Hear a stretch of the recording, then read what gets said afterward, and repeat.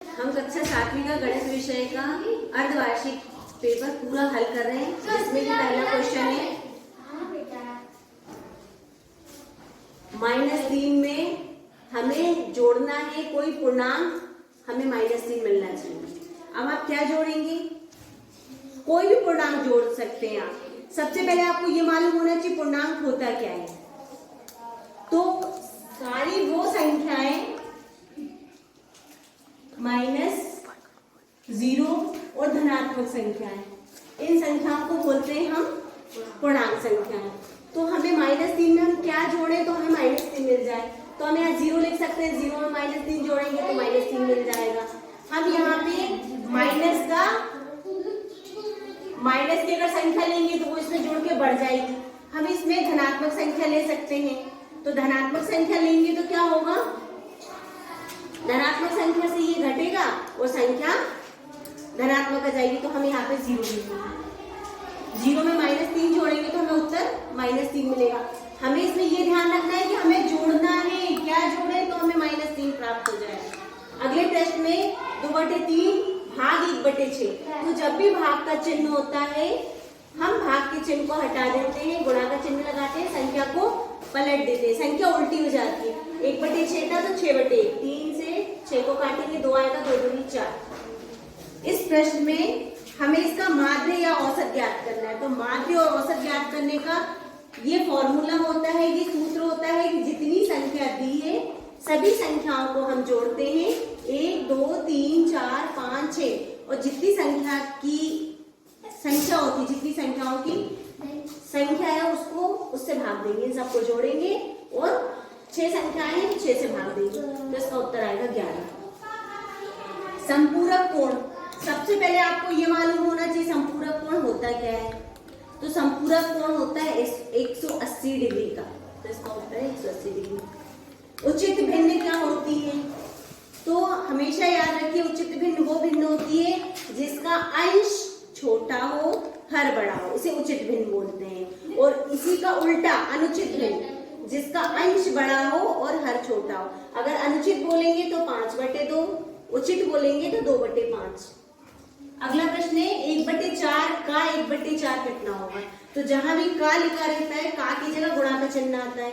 1/4 गुणा 1/4, तो 1 का 1 में गुणा होगा, 1 आएगा, 4 और चुप्पू 4 4 16 आएगा। अगला क्वेश्चन है आंकड़ों के सबसे बड़े और सबसे छोटे प्रेक्षणों का अंतर, ये परिसर कहलाता है।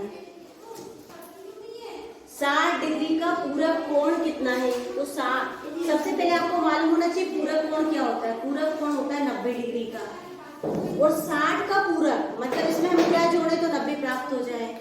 तो हम 60 में 30 जोड़ेंगे तो इसका पूरक कोण होगा 30। 60 और 30 90। एक त्रिभुज की तीनों भुजाओं की समान हो तो ऐसे त्रिभुज को क्या कहते हैं? ऐसा त्रिभुज जिसकी तीनों भुजाएं समान हो, तीनों बराबर है, उसे बोलते हैं समबाहु त्रिभुज। ऐसे त्रिभुज को बोलते हैं समबाहु त्रिभुज। अगला प्रश्न है P/Q। P/Q का मतलब होता है ऐसी संख्याएं जो P/Q के रूप में लिख सकते हैं, परिमेय संख्याएं होती हैं।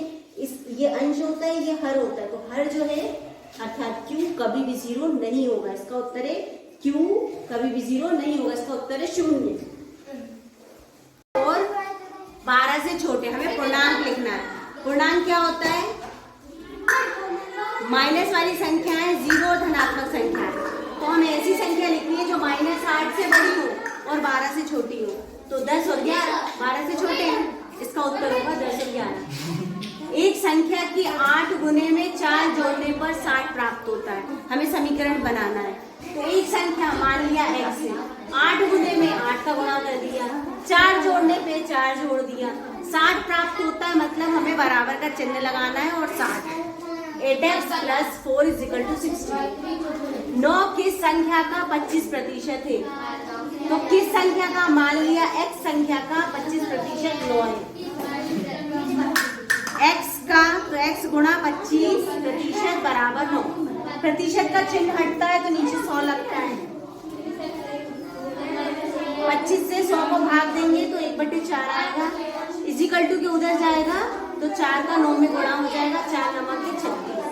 कई बच्चों ने उत्तर में 39 लिखा है, तो इसका उत्तर आएगा 36। अगला प्रश्न है, ध्यान से देख लो। -2/13 भाग का चिन्ह 1/7। ऐसी संख्या को हल करने के लिए -2/13 भाग की जगह गुणा का चिन्ह लगाएंगे, 7/1 दोनों का गुणा करेंगे, 7 दूनी 14 माइनस का 14/13। देखिए प्रश्न नंबर 15 में चली जाओ, रुक जाओ, चली जाओ। जब भी हम सुन के जा प्रियांश, जब भी हम बोर्ड पे पढ़ाते 10 सेंटीमीटर व्यास वाले वृत्त की परिधि ज्ञात करना है। वृत्त क्या होता है, इसे हम वृत्त बोलते हैं, ठीक है। वृत्त में एक बिंदु से दूसरे बिंदु तक की जो पूरी लाइन है इसे व्यास बोलते हैं। और व्यास के ठीक बीच में जो एक बिंदु होता है इसे केंद्र बोलते हैं। और इस बिंदु से या इसे त्रिज्या बोलते हैं। वृत्त की परिधि होती है बराबर 2πr। पाई संख्या हमें दी गई है, π/7 इसका मान होता है। हमें वृत्त की परिधि याद करनी है और हमें व्यास दिया है 10, मतलब ये पूरा हमें दिया है 10। त्रिज्या आधी होती है तो हम आधा कर देंगे तो ये आ जाएगा 5। ये पूरा व्यास था, त्रिज्या हो गई 5। अब हम वृत्त की परिधि बराबर 2πr लिखेंगे। 2 गुणा 22 पाई की जगह 22/7 गुणा 5। 5 क्या है, त्रिज्या है। इन सब का गुणा कर देंगे तो ये आ जाएगा 220/5।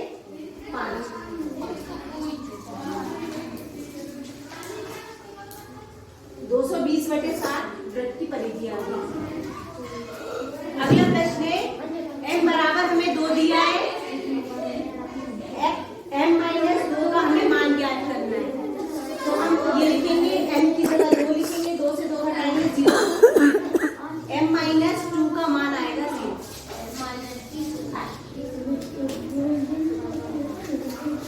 सीता